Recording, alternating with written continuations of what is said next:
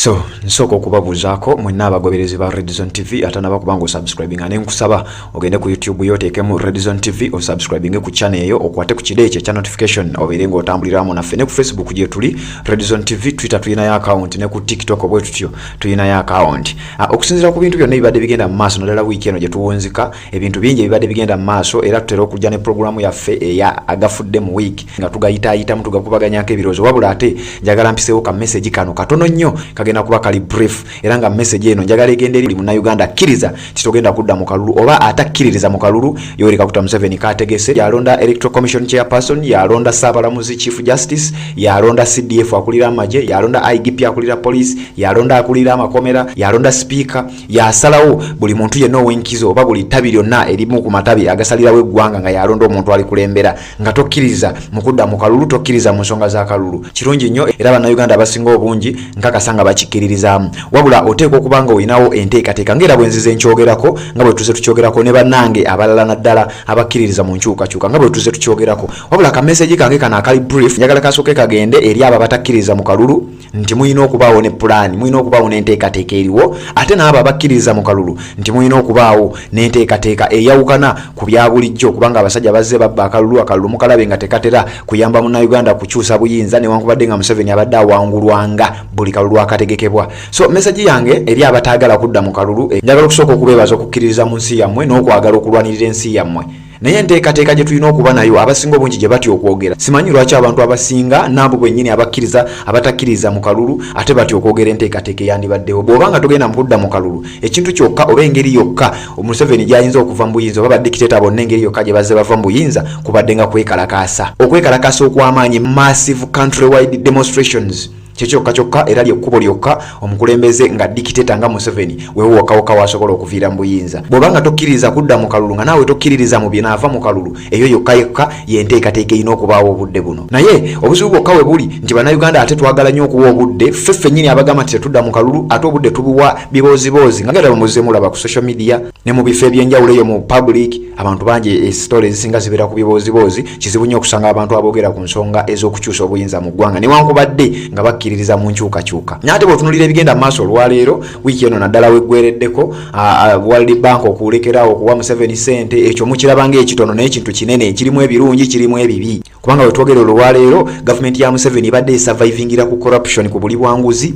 ebadde esurvivingira ku kutiisatiisa munnansi ebadde esurvivingira ku kugulirira abali ku ludda olwandibadde lugivuganya ebadde esurvivingira ku fear ku creatinga fear mu public n'okunyiga abo oba okutta abantu abandibadde nga threat eri gavumenti eyo. Museveni chance yokka gy'asigazza kwe kwongeza omusolo ku bintu ebikozesebwa wano ewaka aho mu buli ngeri yonna ebbeeyi y'ebintu ebikozesebwa egenda kweyongera ku linnya. Chance ey'okubiri gy'ayina kukendeeza omusaala gw'aba civil servants naye wano abantu abasinga bandyagadde naddala omusaala gw'ababaka ba paalamenti naye ate ababaka ba paalamenti si be basinga okufuna ssente nnyingi newankubadde nga nabo ssente ze bafuna ziri biyond obuweereza bwe bawa eri eggwanga. Asobola okukendeeza ku ntambula z'abakungu mu gavumenti bano abatambula abagenda ebweru entambula ez'enjawulo zikonvoyi ze batambuliramu asobola okukendeeza ebintu ng'ebyo. Naye nga bwe nkugambye nti bano abasajja si kyekigendererwa kyabwe ekigendererwa kyabwe si kyakulaba ggwanga litambula litya okugenda mu maaso ekigendererwa kyabwe bamakinga sure nti tusigadde tutya nga tukulembera eggwanga lino tusigadde tutya nga twewaŋŋamizza mu buyinza bw'eggwanga lino era mu buli ngeri yonna oluvannyuma lwa World Bank okubasalako obuyambi n'ebitongole ebirala bijja kuva ebibadde bibayamba nga birekedde awo naddala ebitongole ebikkiririza ku sayidi eri eya democracy agenda kusigaza bano ba China agenda kusigaza ba Russia dictators banne kitegeeza mu buli ngeri yonna omuntu wa wansi nze ngendo sigala nga nyigirizibwa nze naawe ffe tugenda osigala nga tunyigirizibwa lwaki ono omusajja bagenda kwongeza ebbeeyi y'amafuta wagenda kubeerawo okwongeza omusolo ku bintu byonna ebiyingizibwa wano ebikozesebwa wano mwawulidde nga bagenda okuyita mu kitongole kya NSSF okukendeeza ssente z'abakadaama Honorable Isaac Tomusange wa Mityana North nkutumiddeko nnyo bannaye abantu ba Mityana North kano kankayiseewo omusajja oyo amanyiddwa nga Isaac Tomusange omusomesa mwamulabye wali mu ggwanga erya United States of America mu kibuga Washington DC nga babugiriza omukulembeze w'eggwanga yabaddewo nnyo era olutulo yalubaddemu nnyo Isaac Tomusange omusomesa y'omu ku basajja ababadde ennyo mu nteekateeka ezo era be basajja abawanze omuliro we yabadde akutte ku muzindaalo awo. Yayogedde ebigambo bingi nnyo era President Robert Kyagulanyi Ssentamu yamusiimye nnyo. Kyenjagala obbategeeza abamityana North mwalidde nga balimi kubanga Isaac Tomusange omusomesa muyinza n'okwejjusa lwaki si abadde member wa parliament ku budde buno kubanga y'omu ku basajja abakyayimiridde ku mazima, y'omu ku basajja abayimiriddewo ku lw'enkyukakyuka nga n'ensonga endala zitadde ebbali. Twamulabye mu ggwanga lya United States of America mu kibuga Washington DC n'omukulembeze w'eggwanga ng'akimukooneramu ng'amwenda osinga era omusajja oyo mu mawulire ku social media mu nsonga zonna bw'oyogera kati ku politics w'emityana tosobola kuleka linnya lya Isaac Tomusange omusomesa era bannamityana mwenna mbakubira omulanga nti mugoberere nnyo omusajja oyo era munoonyeeko omulabe butya bw'atambuza emirimu gye oba oli awo ojja kutegeera amaanyi agali emabega w'omusajja amanyiddwa nga Isaac Tomusange omusomesa n'omukwano ogwameruseewo ogw'omutawaana ennyo wakati we n'omukulembeze w'eggwanga Robert Kyagulanyi Ssentamu. Naye badde nkyakugamba nti Uganda tugenda kwongera okubonaabona, tugenda kwongera okunyigirizibwa, tugenda kwongera okuspendinga ssente nnyingi nnyo kubikozesebwa ewaka olw'ensonga nti bano abasajja strategies zandibadde zikolebwa abakulembeze abatuufu tebagenda kuzisobola.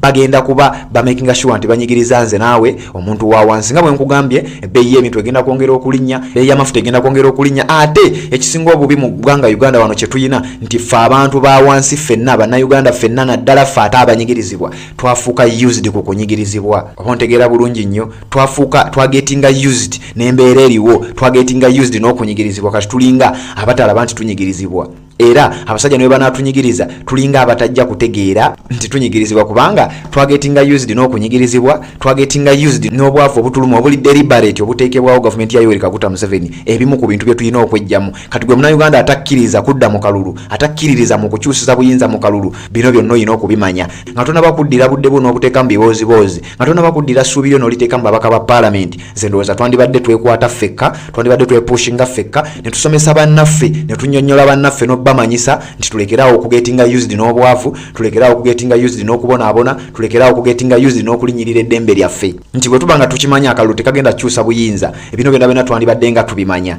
N'ensonga endala gye njagala omanye gwe atakkiririza kudda mu kalulu gwa nti oyinza okuba tokkiriza kudda mu kalulu naye kino nzize nga nkyogera mu audio zange eziyise nti bano abasajja nabo bakimanyi bulungi nnyo nti tebeetaaga kaluluko wabula bateekawo kifaananyi mu public nti tunoonyeza akalulu tutaddemu obudde ne ssente nga tunoonya akalulu era akalulu tukafunye naye nga in actual sense bano abasajja tebeetaaga kaluluko. Waliwo enteekateeka ey'okuleeta Muhoozi nga president era amateeka gamenyebwa enkya n'eggulu nga bwe nzize nkugamba mu audio zange eziyise naddala wiiki eno gye tuli mu kuggalawo. Anita Among omukyala akubiriza paalamenti y'eggwanga erimu ku masiga agasalirawo eggwanga ali mu kumenya tteeka ku tteeka, ekyo nzize nga nkyogera. Saawa zino bano abasajja bali mu kampeyini bakampeyingira Muhoozi yali mukola kampeyini si Museveni. Kitegeeza focus twandibadde tugijja ku Museveni, twandibadde tugijja ku kalulu ne tuteeka focus ku butya naffe bwe tuyinza okweteekateeka okulaba ng'obuyinza tubukyusa. Nzize nkugamba nti bannayuganda abakkiriza nti Museveni teyandituuse 2026 muyinza okukirabira nga tatuuse 2026, ekyo nakyo nzize nkyogera nti bano abasajja bandibawo ne pulaani eyitira mu parliament impeachinge president bamuteeke ebbali balonde Muhoozi nga president ow'ekiseera. Gwali ku Redison TV kyenyinza okugamba nti parliament ly'essiga lyokka erina amaanyi, erina obuyinza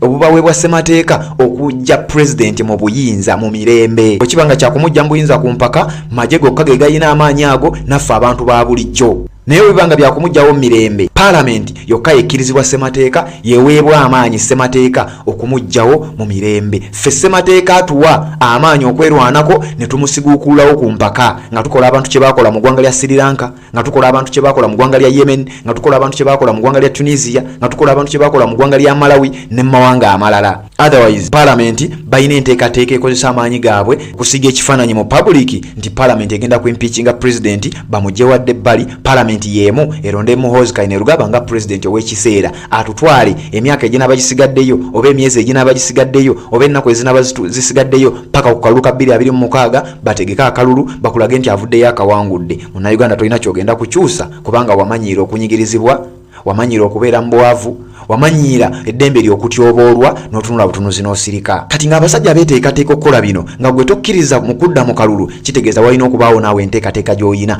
wateeka okubaawo enteekateeka gye tulina enaasobola okulwanagana n'enteekateeka y'abasajja bano. Ekyo kimu ne nkiteeka ebbali. Kati omuntu yenna akkiriza okudda mu kalulu olina okubaawo n'enteekateeka ey'enjawulo eyawukana ku kya bulijjo olw'ensonga nti myaka gyonna Museveni abadde awangulwa. Museveni yakoma okuwangula akalulu kaali 1996, akalulu ka 2001 Besigye yamuwangula Museveni n'akabba ne yeerangirira. Akalulu ka 2006 Besigye yamuwangula neera neerangirira. Akalulu ka 2011 Besigye yamuwangula neera neerangirira. Akalulu ka 2016 Atako yamuwangula nnyo Museveni n'akabba era neerangirira. Akalulu ka 2021 kino n'omwana omutakimanyi Robert Kyagulanyi Ssentamu yakawangula ate bubi nnyo ne margin eyawaggulu ennyo Museveni n'akabba era neerangirira. Kati 2026 singa Museveni yajja obanga mutabani we yazze gwe nokkiriza okudda mu kalulu oyina nteekateeka ki? Kane bonaagenda mu kkooti Ssaabalamuzi wuwe ekkooti naye yennyini ali protected by amaje of which amaje agakulira buwe. Police yandibadde yambayambako akulira police wuwe. Parliament yandibadde yamba Parliament Speaker Museveni yamusalawo.